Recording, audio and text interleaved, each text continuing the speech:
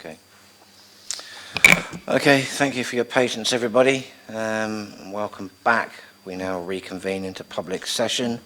This comes to the stage where I will announce the decision that's been reached by the subcommittee.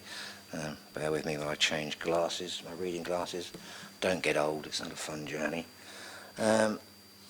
Okay, now, please do sit comfortably. It's always a bad thing to give a politician access to a microphone, but this is going to be a formalised speech. I've got a fair bit to read out, so kind of chill if you can. Right, Portsmouth City Council, Licensing Subcommittee, application for review, Monty's Restaurant and Bar, 69 Castle Road, Southsea. Review hearing Thursday the 24th of August 2023. All parties shall receive written confirmation of the decision and reasons. Decision. The subcommittee has considered very carefully the application for review of a premises licence at Monty's Restaurant. It gave due regard to the Licensing Act 2003, the licensing objectives, statutory guidance and the adopted statement of licensing policy. The subcommittee considered the relevant representations, both written and given orally at the hearing by all parties, and human rights legislation and the public sector equality duty has been borne in mind while making this decision. The subcommittee determined that it was appropriate, given all the circumstances, to impose a set of conditions circulated and agreed between the parties in advance of the hearing, save for one resident who emailed during the course of the hearing. Reasons. It was noted that whilst brought by a single resident, the application was supported by 30 others and seeking the imposition of conditions. Matters of concern are relating to the licensing objectives of crime and disorder and public nuisance. Planning restrictions currently in force restricting noise at the premises, the nature of the locality being heavily residential, and the findings/outcomes of a previous historic review were raised. Since the current review proceedings were brought, an assault of a resident by patrons of the venue has taken place. In light of this, the stance of the applicant changed from requesting the imposition of conditions to revocation of the licence. However, at the hearing it was confirmed that conditions circulated in advance had ultimately been agreed between the applicant and the premises licence holder. The application for review attracted representations from Environmental Health, a regulatory service, and the licensing manager.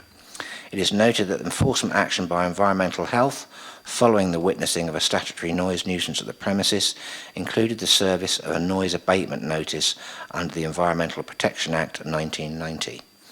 It is stressed by Environmental Health that the premises is not suitable for live music or amplified/recorded music, given it is within a row of residential properties, and conditions are recommended effectively removing the usual Live Music Act 2012 exemption so as to expressly prohibit regulated entertainment consisting of live or recorded music at the premises.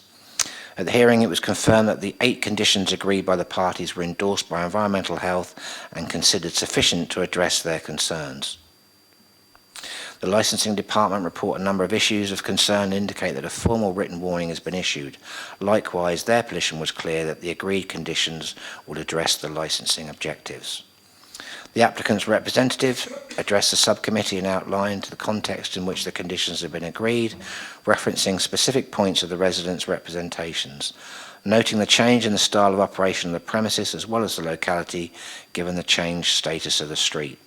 Environmental health officers had also witnessed nuisance and taken formal action, adding credence to residents' concerns. For the premises licence holder, the subcommittee heard that the applicant had not prepared to fully address issues raised by residents due to an agreement of the conditions, and both parties stressed that certain issues, particularly facts surrounding the assault, were contentious, with neither side making admissions. The subcommittee is clear that it is not investigating or determining criminal offences and accepted advice that the lack of police representation ought to be given weight as the lead authority for matters of crime and disorder. However, the licensing objective could still be considered when raised by residents or other parties. It was also stressed that the weight of evidence before the subcommittee supported the endorsement of the proposed conditions. Given the responsible authorities and all but one resident at that time, an email was received during the course of the hearing from the remaining resident indicating a reluctant acceptance of conditions. I hope you're still bearing with me. The subcommittee determined that it was appropriate to impose conditions as agreed and not take any further or lesser action, and accepted that the overwhelming weight of evidence before it supported this as a reasonable and proportionate approach. When imposing the new conditions, wording should be included to make clear that Section 177A of the Act does not apply and that conditions have been added on review of the licence. For the benefit of residents or others viewing today's hearing, the conditions agreed to relate to CCTV, training, Challenge 25, refusals register, no drinking outside, neither live nor recorded music is permitted, the removal of late night refreshment, the amendment of hours, and the requirement of a personal licence holder to be present during any bottomless brunch promotion. There is a statutory right of appeal which must be lodged at the Magistrates' Court within 21 days of receipt of formal notification of the decision. Formal notification of the decision shall be set out and will set out that right in full.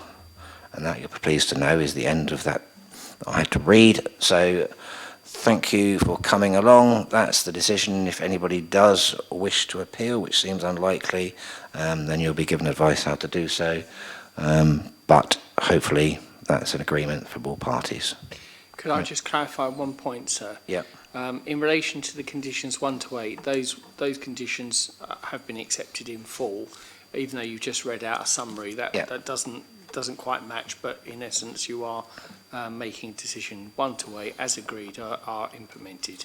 Yes, as obviously for the submission of those conditions that we received and we have in paper, yes, I can confirm that's as it stands. Mr. Walgrove, anything? Are you okay? Splendido. Okay. Thank you, May. We'll escape. Thank you very much indeed.